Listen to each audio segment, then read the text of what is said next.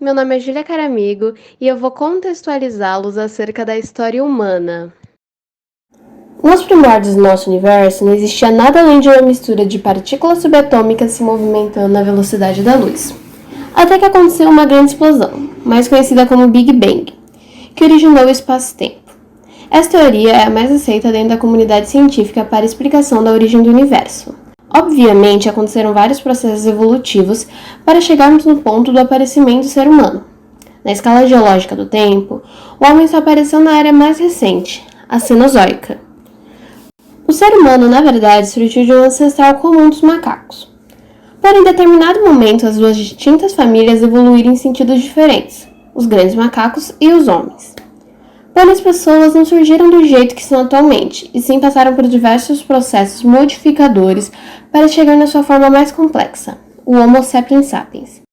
No ápice evolutivo de sua espécie, as pessoas começaram a se organizar como sociedades, iniciando o período das antiguidades, a oriental e a ocidental. Na antiguidade oriental houve avanços nas áreas de engenharia, de matemática e medicina, enquanto na ocidental houve avanços políticos na área de artes e filosofia. Conforme o tempo foi passando, houve cada vez mais evoluções, como o surgimento das primeiras universidades na Idade Média ou a lâmpada elétrica na Idade Moderna. Porém, com as grandes navegações que iniciaram-se no período de transição entre Idade Média e Idade Moderna, surgiu também o conceito de acumulação de lucros com o modelo econômico mercantilista, também conhecido como a primeira fase do capitalismo.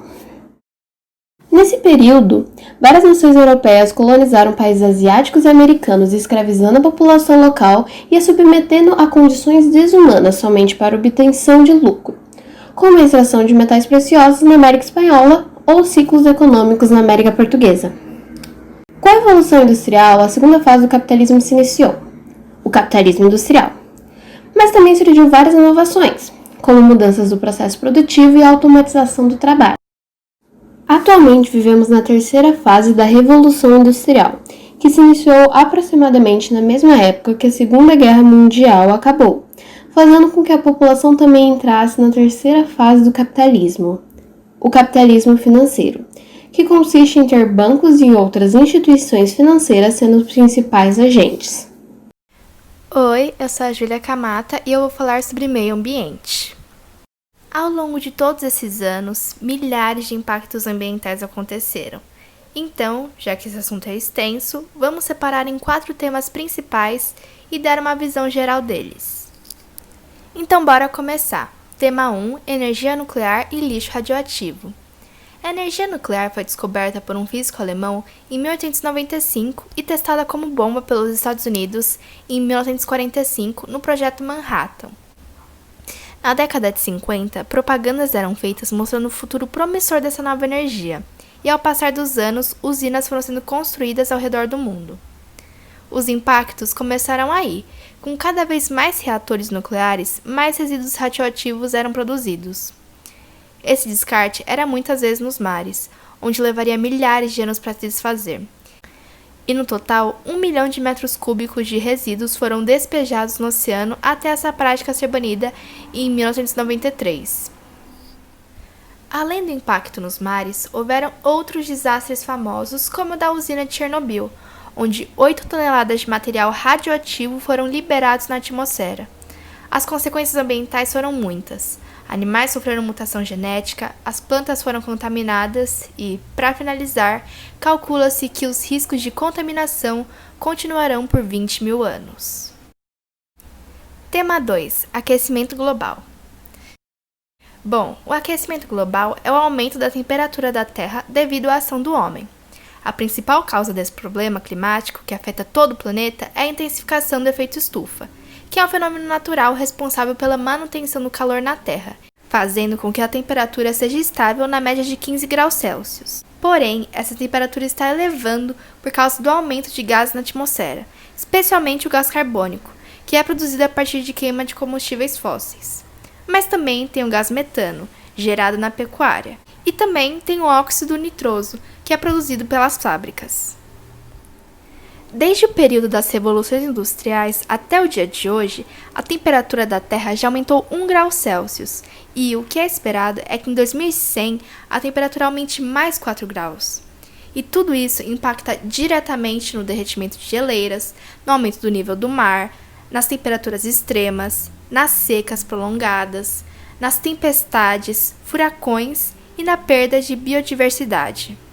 Tema 3. Oceanos e plástico. O mundo produz mais de 300 milhões de toneladas de plástico todos os anos. De acordo com o relatório divulgado pelo Fórum Econômico Mundial, estima-se que, atualmente, mais de 150 milhões de toneladas de plásticos poluem os oceanos. O plástico é um material maravilhoso e sua durabilidade passa facilmente de 100 anos. Porém, ele é terrível, porque sua durabilidade passa facilmente de 100 anos. E, infelizmente, apenas uma fração do plástico consumido é reciclada. O resto, bom, você já sabe, vai para o nosso meio ambiente, para as terras, para os oceanos. Quarto e último tema: queimadas e desmatamentos. Bom, o assunto do momento, obviamente, é a pandemia da Covid-19.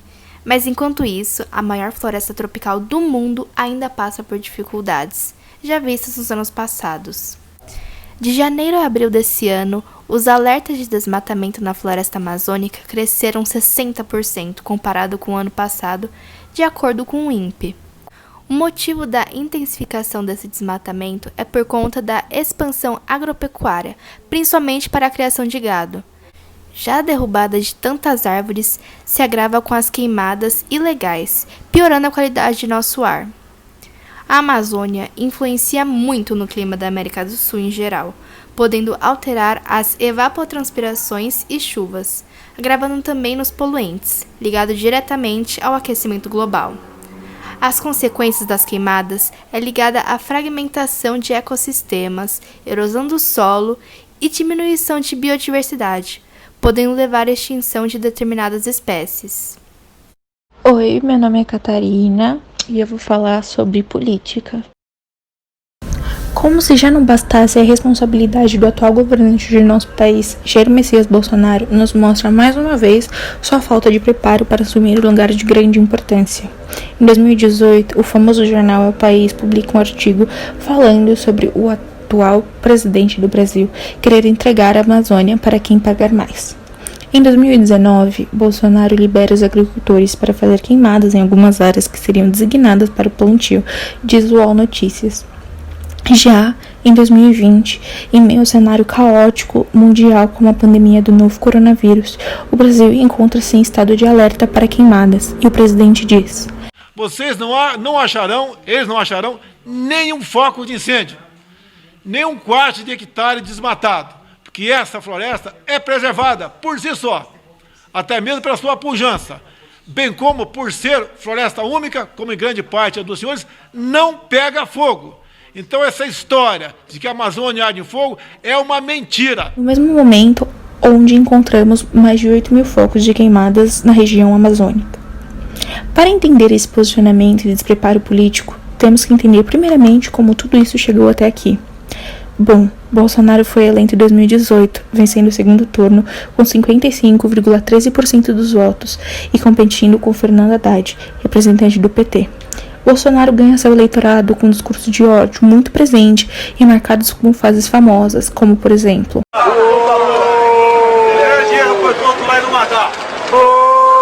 Fica aí, Maria do Rosário, fica!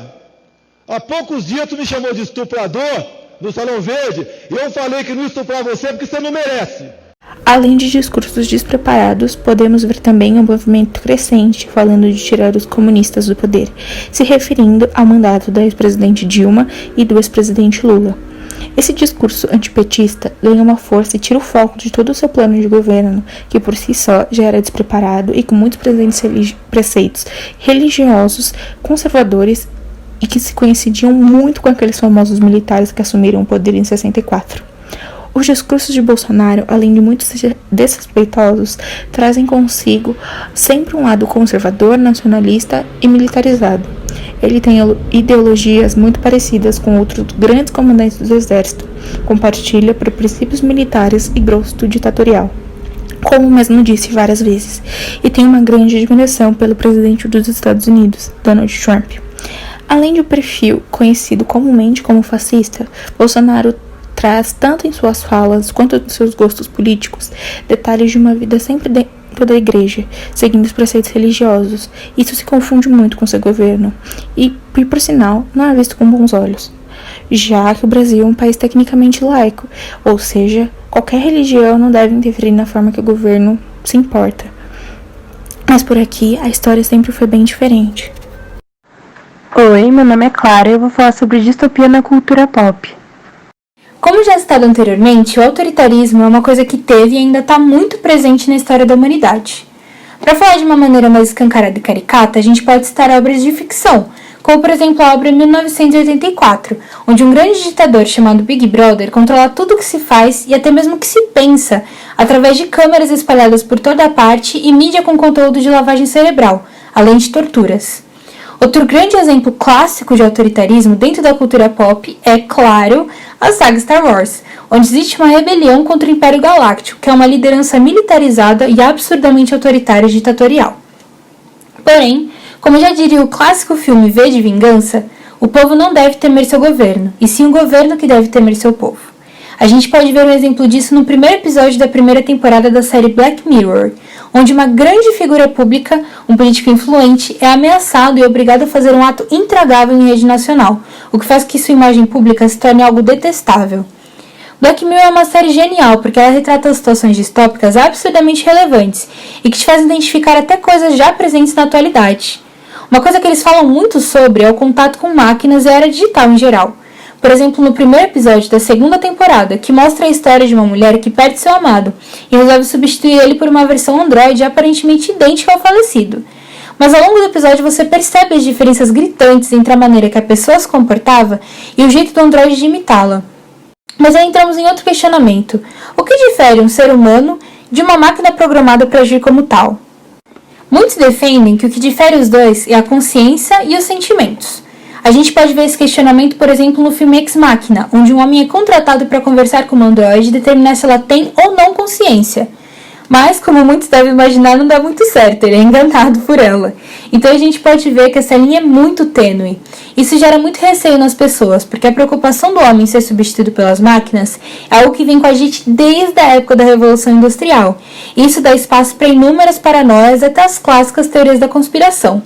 E bom, teoria da conspiração temos de monte. Eu podia passar horas aqui falando sobre os Illuminati, os reptilianos, a chegada dos Estados Unidos na Lua e até mesmo as teorias mais bobas, como aquela que fala que a cantora Avril Lavigne morreu e foi substituída por uma sósia. Eu acho que as teorias da conspiração são tão intrigantes porque elas nos dão uma sensação de superioridade e até de controle em relação ao futuro. Porque já que a gente não tem como saber o que vai acontecer amanhã, a gente pode inventar uma história maluca e falar que é isso que vai rolar. Mas, como eu disse, a gente não tem como prever o futuro. Só inventando uma máquina do tempo, mas isso é tipo sci-fi demais pra gente colocar em pauta. Mas a gente tem o passado e a gente pode e deve fazer dele um lugar de referência e aprendizado. Porque se baseando no que já aconteceu, a gente pode ter uma ideia do que vai acontecer nos próximos capítulos dessa grande saga que é a história da humanidade.